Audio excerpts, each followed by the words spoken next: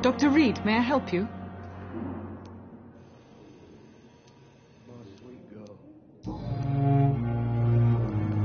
What can you tell me about the epidemic, Nurse Crane? I've been out of touch since I've come back to England. Everyday folk don't know how bad it is. The papers certainly won't tell them. Not as long as the war is raging on, anyway. News on the front stated that the Spanish flu was under control, at least in Britain. It seemed to be for a while, but that was only last summer. It returned with a vengeance just over a month ago.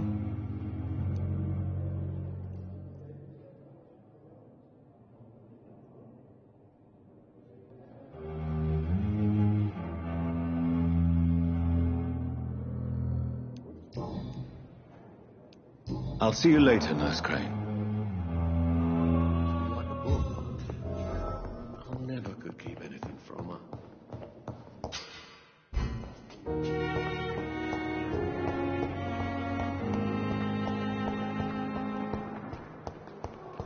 Fear and disgust. It's locked. Daily routine. Good evening, Mr. Hampton.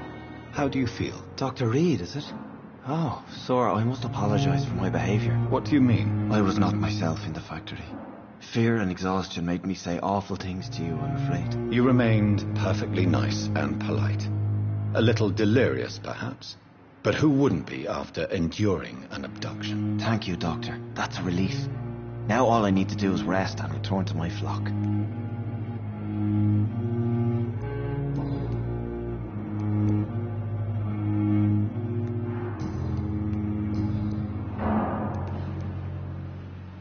What is the general situation in the East End docks? The situation has always been tough, with a lot of tensions between the gangs and the Dockers Trade Union. The Wet Boot Boys are very nervous since they lost their leader.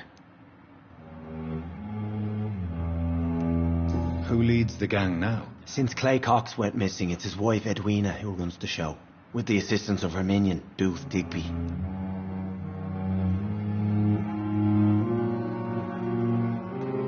Has the gang been threatening you? Ah, no. I've had this nickname for so long, you know, the sad saint of the East End. No one dares to bug a saint, not even criminals. Do you know Tom Watts, the bartender from the Turtle? I met him before I found you in the canning factory. Tom? Yes, of course. Always the helping hand, good old Tom. Without men like him, corruption and despair would have wiped out the East End long ago. Who should I avoid in this part of town, then? Any particularly evil figures? Not really. Most men and women are just doing their best. And it's not my habit to speak ill of people I know, Doctor. People are still in despair. How could it be otherwise? The authorities have left us all to rot in this contagious nightmare. No drugs, no advice, nothing. It's a damn shame.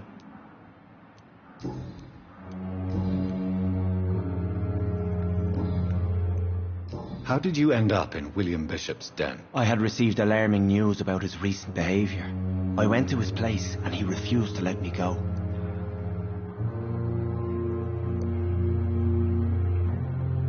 Why did he abduct you? William was an alcoholic. His addiction suddenly changed to blood. I don't know why. Just like a patient I met here. This Miss Hawcroft. You dared to enter this awful place alone. You're a hero, Mr. Hampton. Or a fool. I'm just a man trying to help his friends, Dr. Reed. William Bishop was a conflicted soul, searching for light. Goodbye, Mr. Hampton. We'll talk again later. The pain. It's here again.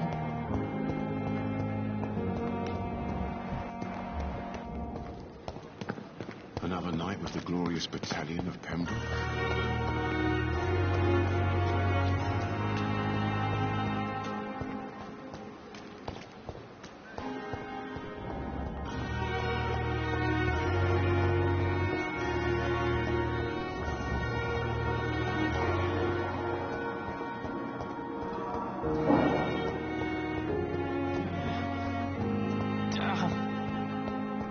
Crane. It's locked, all right.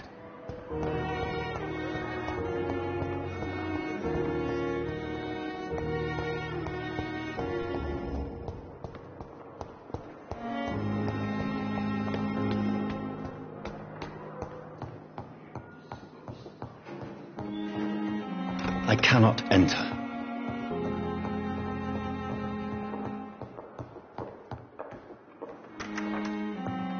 Please, Jonathan, come in. Fascinating, is it not? In the last decade, so many mysteries have been brought to light with our microscopes. The human body, biology's penultimate frontier. The more we explore its boundaries, the less we're able to trace a clear line between life and death. You, my friend, have a foot in both countries. The view must be vertiginous. It's at least as vertiginous as chatting about vampires with you, I would say. This must be all so new to you. This area of town, the hospital, a brand new life. How stimulating it must be. I wish I could share your enthusiasm, Dr. Swansea, but my condition defies scientific categorization. Undead? Unalive? Immortality defies logic. I cannot express my thrill at this serendipitous turn of events. The world's most eminent specialist in blood transfusions, a vampire. One might say a gift from heaven. I'm a dead man. I was murdered. Now I'm a murderer. Tell me how this is a gift. Forgive me. I've been an admirer of your work for a long time, and now you are so much more than a brilliant physician. And please, call me Edgar. Thank you. But I'd rather you didn't speak so lightly about my condition. There is nothing I find amusing about this situation.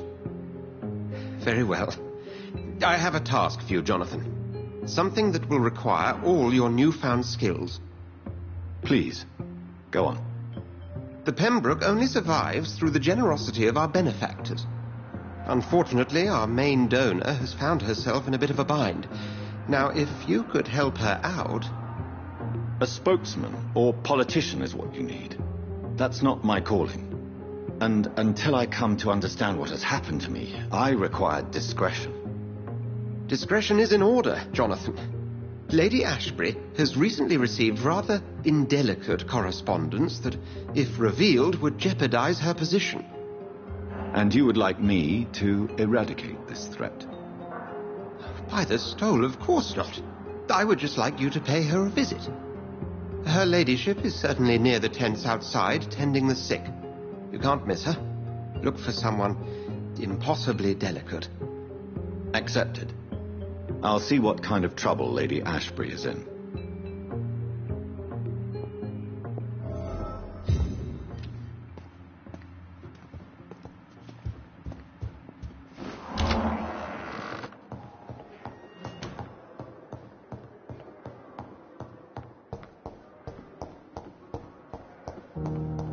It's locked, all right.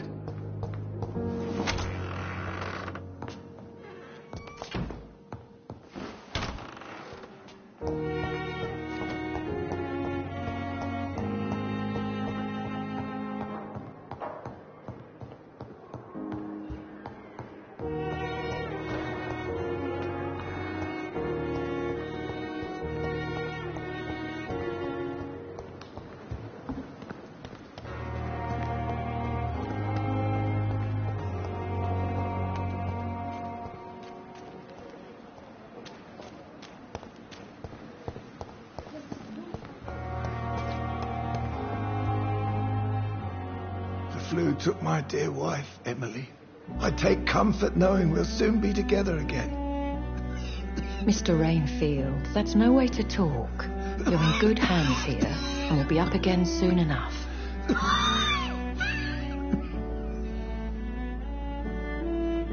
Now do me a kindness and get some sleep. I'll be back round later. Your words are kind, the blessings of an angel.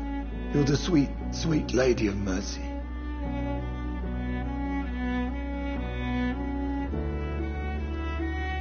Good evening, Dr. Reed. It's a pleasure to see you again. You seem surprised. Dr. Swansea has brought me up to speed concerning your recent appointment to Pembroke Hospital.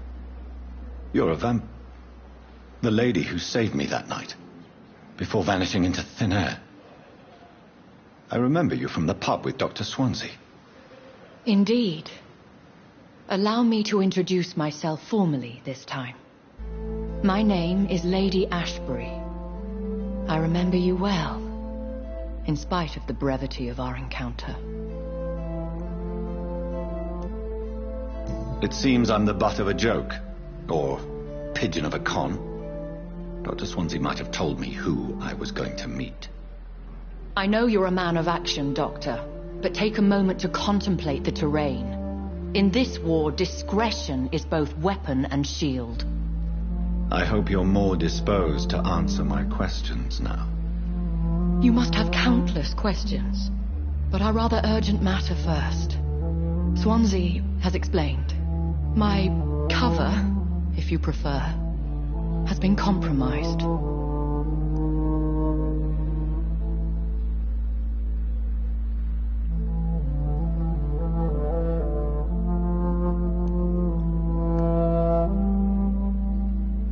Dr. Swansea has commissioned me to be your agent in this matter.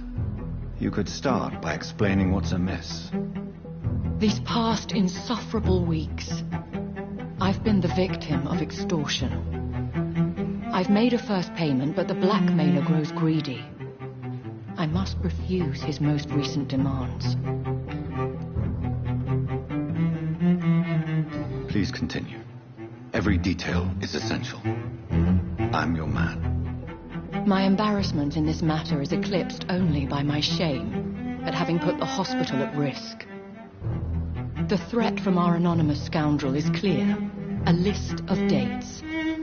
My visits coinciding with the dates of suspicious patient deaths due to massive blood loss.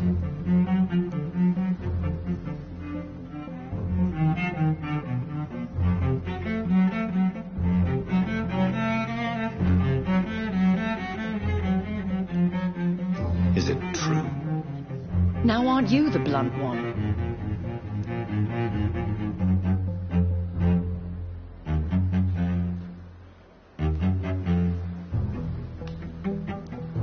Excuse my impertinence, Your Ladyship. This is not an interrogation. I assure you that this line of questioning is in your best interest. In all honesty, I'm not simply a patron to the hospital. My visits serve a dual purpose. Dr. Swansea has been treating my condition with a revolutionary technique of blood transfusion. It seems you are a specialist in the domain. I'll take care of it. Do you know where I should start? If that was the case, I'd settle the matter myself. You could talk to our local gossip, Harriet Jones. Not a pin drops here without her hearing about it. I'll meet that woman now.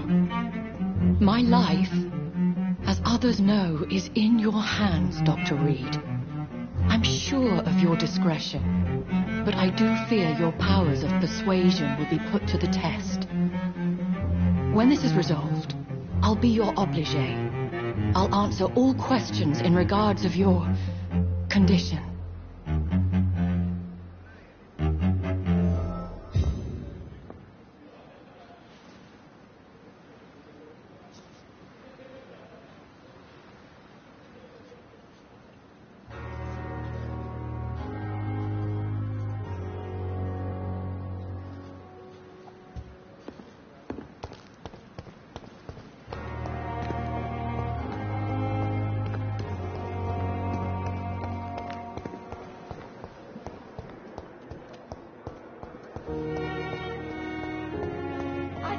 Medication. What is this? Who are you? Get out of my room. There's no need for alarm, madam. I'm Dr. Reed, the new surgeon. Preposterous. Dr. Reed, you say? I don't want some bumbling intern. Where's Dr. Swansea?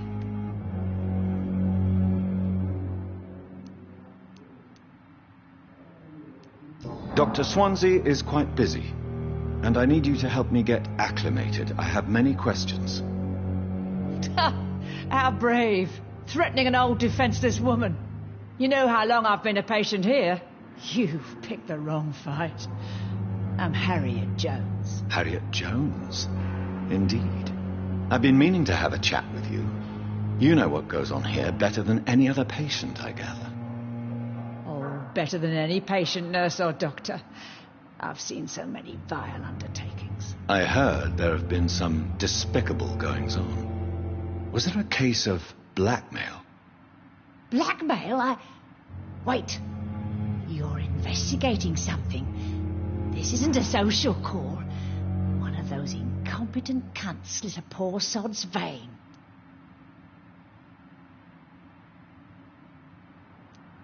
I assure you, madam, this is not an investigation into a possible medical error. Debauchery, then? Nurses Crane, Hawkins, Brannigans, whores, all of them. They can't keep their legs shut.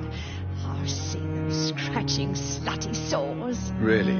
Well, if you have irrefutable proof, I'll not have the staff behaving in such a manner here. This is your business, Doctor, not mine. But I swear one of the nurses is cavorting with some man on hospital hours. Thank you for your time, Miss Jones. You've given me something to go on. See you on the next round.